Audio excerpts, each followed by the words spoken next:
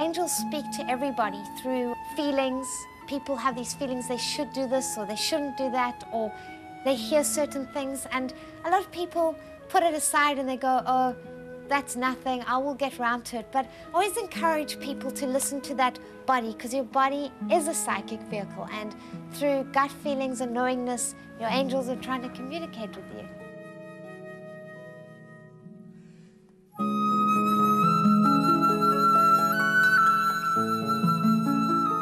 People often ask, where do I get my information from? And I always say it's light energy and it comes from the angelic realm.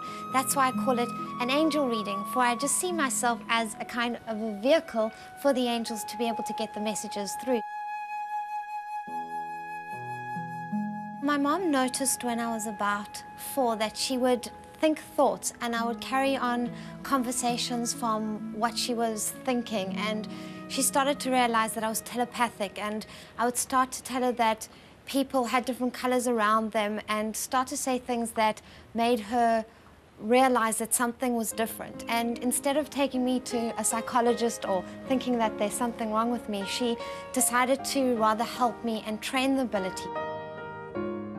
When I was about 25, 26, I just suddenly got this feeling that we're all divinely protected and guided, and I had this feeling to paint a guardian angel, and I started to paint this guardian angel and then invited the angels to be with me and to help me to be able to help other people. I helped one person, and that one person told another person, and that person told another person, and I've had barely any time to breathe since. There's nothing wrong with your health. The only thing that comes up is the stomach area that's out of balance, but that's like a bit of spastic and probably from like worry. Yes. But what's causing the fatigue is worry. The mind worry. Will this be okay? Will that be okay? Will we receive it?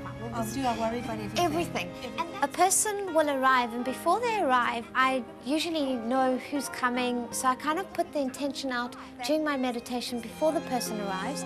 And when they arrive, I already have a kind of a good, clear idea of how things are going to be and how to structure it best for them. And we'll sit down, and I always try and tailor-make it for my clients so that they really get out what they most want from that. Ball and see. I try and cover everything. So I will look at a client's palms, and I will do crystal ball reading, and I'll work with angel cards, as well as a technique of automatic writing to get messages.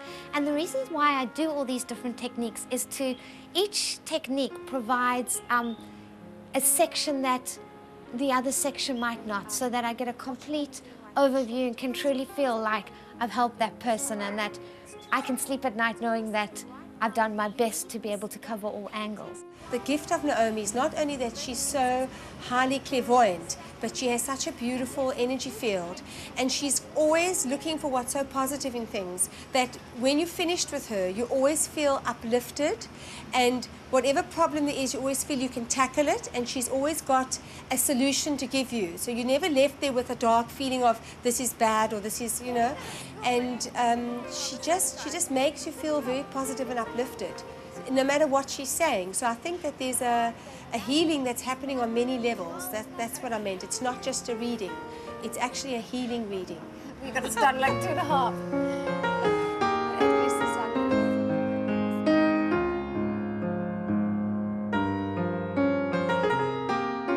Usually I'll start off with automatic writing as like a menu. What does this person most need to know?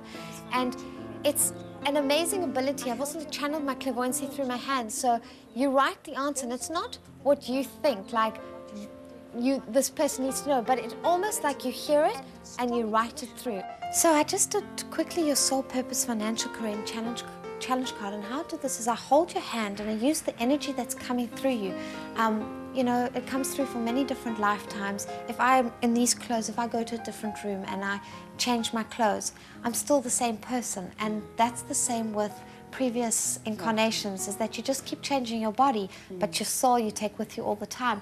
The crystal ball reading actually is an amazing tool to be able to give people psychic or clairvoyant information. You ask the client to just hold it in his or her hands. It's almost as if the crystal absorbs the person's energy, and you just lift it to the light and you turn it around gently, and you kind of almost see the whole reading of what you need to know in the crystal. Immediate present comes under prosperity card, beautiful card under Archangel Uriel. What it says in the card is, it says your material needs are provided as you follow your intuition and manifest your dreams into reality. Now, what this shows me is that you have a big dream for yourself. There is something that you're working towards, and it's going to have a victorious outcome. And it's a saying that I really love, that it always goes like, God's delays are not God's denials. Because I always find that when people set the intention for something to come about, then it comes about more readily. At the moment, I work with angel cards bought from the shop, but I'm working on specifically painting and making my own deck of angel cards, ones that I feel resonate with me, and that I will feel that I will be really able to help my clientele because they're personally made, and I'll be able to see, oh, I made this meaning this, and they picked this card, so their energy must be drawn to this particular area. So I'm always painting different angels that come to me, angels of love, and guardian angels, success angels, and I hope that it really, I feel like it helps me to raise my consciousness to the angelic realm, to paint them, and to, you know, I paint what I see. So if I see them or feel them, then I'll paint them. We're going to do a little reading on Scott. I literally have people bring their animals into my home. Animals really do have a level of communication, so I find that owners are very happy to find out how their dogs and cats are thinking and feeling. So he was saying if you could ask Jay to be a little bit more gentle with him, you know, this pulling or the push or kick or just push, you know. Yeah, and he lies on him and he's a bit like a cushion. Yeah, I work with people that are dying in ICU, so people that in the hospitals that are about to pass over but they've lost communications. I'll go with the whole family and hold their hands and explain to the family what they're thinking and feeling, and be able to make that unit so the person can pass over to the other side more peacefully.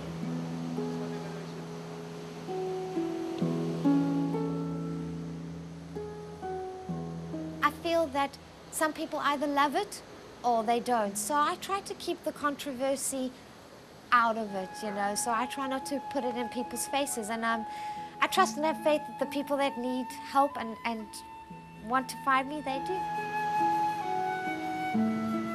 There's nothing more than I want than to be able to, when I leave this world, to feel like I've made it a better place for having been here. And one of my primary loves and ambitions is to, you know, work with children and making things better for children, education system, as well as really contributing to helping people to live their life at a really high frequency and to feel like they can enjoy this journey and they really can feel loved. And I really just want to be of service, and I really just want to help people.